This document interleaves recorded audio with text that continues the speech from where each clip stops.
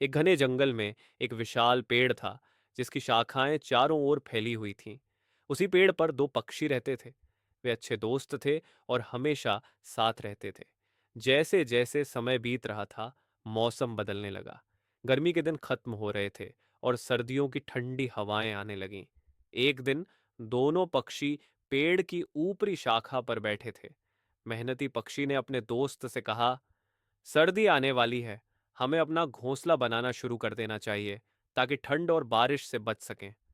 आलसी पक्षी ने हंसते हुए कहा, अरे अभी तो बहुत समय है, क्यों इतनी जल्दी घोंसला बनाना?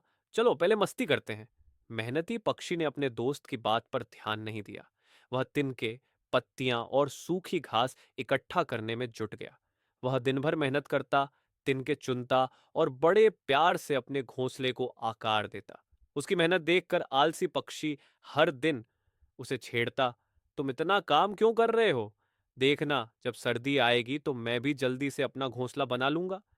आलसी पक्षी दिन भर आराम करता, गुनगुनाता और मस्ती करता। कभी कभी वह सोचता, क्या सच में मुझे अभी घोंसला बनाने की जरूरत है?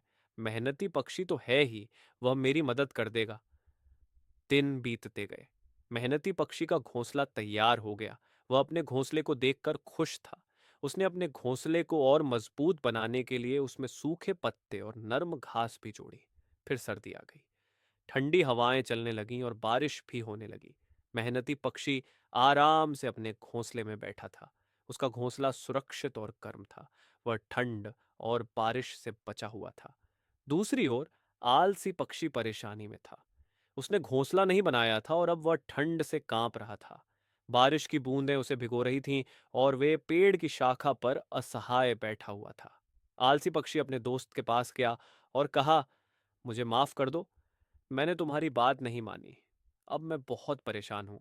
क्या मैं तुम्हारे घोंसले में रह सकता हूं? मेहनती पक्षी ने उसे दया भरी नजरों से देखा और कहा, मैं तुम्हारी मदद करना चाहता हूं, लेकिन तुम्हें यह समझना होगा कि मेहनत का कोई विकल्प नहीं है। अगर तुमने समय पर घोंसला बनाया होता तो आज तुम्हें यह दिन न देखना पड़ता। आलसी पक्षी ने अपनी गलती मानी और वादा किया कि वह अब से मेहनत करेगा और आलस्य छोड़ देगा। उसने ठंड का सामना किया और यह अनुभव उसके लिए जीवन का सबसे बड़ा सबक बन गया। इस कहानी से हमें यह सीखने को मिलता है कि समय पर काम करना बहुत जरूरी है। आलस्य हमें केवल परेशानियों में डालता है। मेहनत और समय प्रबंधन से ही हम जीवन में सफलता पा सकते हैं।